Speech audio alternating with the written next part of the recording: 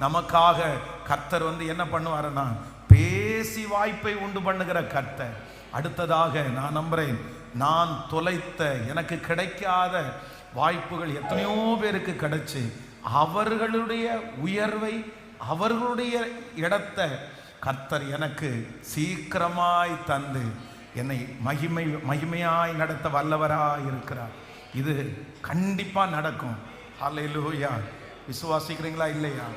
ஆமென். கடல்ல போறவங்க எல்லாரும் போட்டை எடுத்துட்டு போவாங்க. ஆனா அவர்களுக்கு அரை போர்டு வரைக்கும் போட்டுக்கு மீன் கிடைக்கும். ஆனா வேதம் சொல்லுது, இந்த தேவனுடைய பிள்ளை முழுதும் பிரயாசப்பட்டும் ஒன்றும் அகப்படவில்லை. எல்லாம் நஷ்டம். அவன் போன எல்லாம் நஷ்டம் ஆயிடுச்சு. சம்பளம் அவன் கையிலிருந்து தான் போட்டு கொடுக்க வேண்டிய சூழ்நிலை வந்துச்சு.